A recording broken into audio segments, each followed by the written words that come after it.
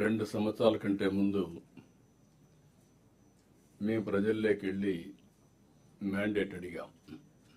ఇవన్నీ చేస్తాం, సంక్షేమం, అభివృద్ధి, సుపరిపాలన, ఈ 3 కేంద్రంగా చేసుకొని పాలన చేస్తామని హామీ ఇచ్చాం.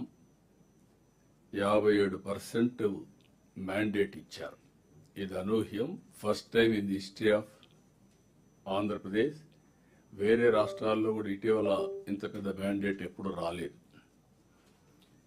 అయితే దానికి కారణం కూడా మీరు చూస్తే 1924 అనేక సమస్యలు, అనేక ఇబ్బందులు, అదే మరిగా వ్యవస్థలన్నీ కూడా చిన్నాభిన్నం అయిపోయినాయి. చాలా సమస్యలు వచ్చాయి. నేను 4వసారి ముఖ్యమంత్రి అయిన తర్వాత నాకే అంతుబట్టినటువంటి అఘాతం. మా ఫైనాన్స్ సెక్రటరీ గారు అయితే మొదటి నుంచి సార్ ఇది సాధ్యం కాదనే స్టార్ట్ చేసేవారు. అక్కడి నుంచే స్టార్ట్ చేశాం. ఆ రోజు మేము చాలా హామీలు ఇచ్చాం. సంక్షేమం సుజావుగా చేస్తాం, టైం బౌండ్ ప్రోగ్రాం ఉంటుంది, క్యాలెండర్ కూడా ఉంటుంది. అదే సమయంలో అభివృద్ధి మళ్ళీ ఘాట్లో పెడతామని చెప్పాం. ఎవరికి ఇబ్బంది లేని సుపరిపాలన అని చెప్పి హామీ ఇచ్చాం. ఈ హామీలన్నీ గుర్తుపెట్టుకుని 2 ఏళ్లు మనందరం సమిష్టిగా పనిచేశాం. గవర్నమెంట్ ఒక పాలసీ తీసుకొస్తే దాన్ని క్షేత్రస్థాయిలో అమలు చేసింది యంత్రాంగం అమలు చేశారు.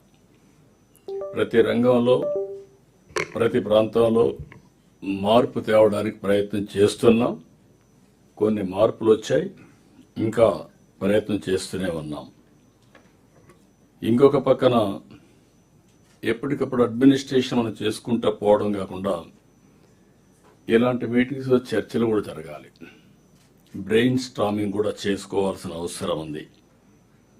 ప్రతి డిపార్ట్మెంట్ మీరు ఎక్కడున్నారో కూడా అనలైజ్ చేసుకోవడం. ఈరోజు కొత్త సిస్టమ్స్ మీరు చూస్తే every month there is a SIPC meeting. అధికార యంత్రాంగం వచ్చిన పెట్టుబడులన్నీ అనలైజ్ చేసి ఫైనలైజ్ చేస్తారు. అది అయిన తర్వాత SIPB మీటింగ్. చీఫ్ మినిస్టర్ కూడా ఉండి, మంత్రులు ఉండి SIPB మీటింగ్లో ఏ ప్రపోజల్స్ వచ్చాయో అవన్నీ ఫైనలైజ్ చేస్తాం. Monthly twice cabinet meetings. 2 సార్లు ఏ ప్రపోజల్ కూడా టైం లేకుండానో లేకపోతే డిలే కావడానికి వీలు లేకుండా ఎవ్రీ మంత్ 2 క్యాబినెట్ మీటింగ్స్ తీసుకొస్తున్నాం. ఏ ప్రపోజల్స్ వచ్చినా ఆటోమేటిక్గా క్లియర్ చేసుకుంటూ ముందుకు పోతున్నాం. ఇంకొక పక్కన సమాయత్తం చేయడానికి అడ్మినిస్ట్రేషన్ని once in 3 months collectors conference పెట్టాం. GSTP క్యాలిక్యులేట్ చేశాం. ఇవన్నీ కూడా వాళ్ళ ముందర పెట్టి అందరం కూడా ఏ విధంగా ఇంప్రూవ్ చేసుకోవాలనో అవన్నీ చేస్తూ వచ్చాం. ఒక రోడ్ మ్యాప్ తయారు చేశాం. Government of India Viksit Bharat 2047, Andhra Pradesh government Swarnandhra 2047, నిర్దిష్టమైన లక్ష్యాలు, పర్ క్యాపిటల్, GSTP అన్నీ పెట్టుకొని మనం ముందుకు పోతున్నాం. ఇప్పటి వరకు చూస్తే 19 SIPB మీటింగ్లు పెట్టాం, 52 క్యాబినెట్ మీటింగ్లు పెట్టాం, 7 కలెక్టర్ సమావేశాలు పెట్టాం. ఇంకొక పక్కన CAI, DPIT ఇవి కూడా పార్ట్నర్షిప్ సబ్మిట్లు 2 పెట్టాం. 3వ తారీఖు శ్రీకారం చుడుతున్నాం. ఒకప్పుడు పారిశ్రామికవేత్తలను మన రాష్ట్రం మీద నమ్మకం పోయింది, చాలా ఇబ్బందులు వచ్చాయి. ఈరోజు మీరు చూస్తే దేశంలో ప్రిఫర్డ్ డెస్టినేషన్ ఆంధ్రప్రదేశ్. ఇప్పటి వరకు ఇన్వెస్ట్మెంట్ ప్రపోజల్స్ అయితే 22,87,000 కోట్ల రూపాయలు ఇన్వెస్ట్మెంట్ ప్రపోజల్స్ వచ్చాయి, MOUలు చేశాం. ఎంప్లాయ్మెంట్ అయితే 21,30,000 మంది ఎంప్లాయ్మెంట్ వస్తుంది.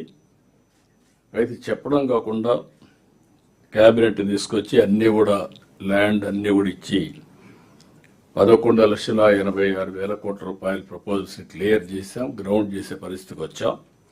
దీనివల్ల 10,42,000 మందికి ఉద్యోగాలు వచ్చే పరిస్థితి వస్తుంది.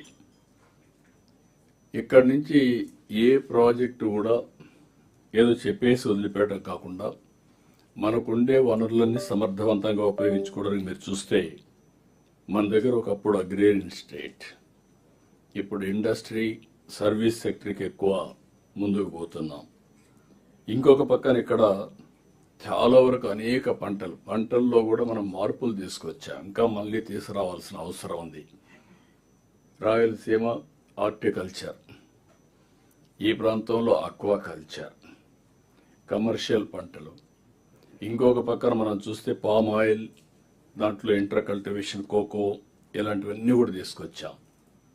ఇక్కడ బోలెడన్ని ఆపర్చునిటీస్ ఉన్నాయి అగ్రో ప్రాసెసింగ్కి, వాల్యూ అడిషన్కి. ఇది కూడా మనం వర్కౌట్ చేసుకోవాల్సిన అవసరం ఉంది. మన దగ్గర మినరల్ వెల్త్,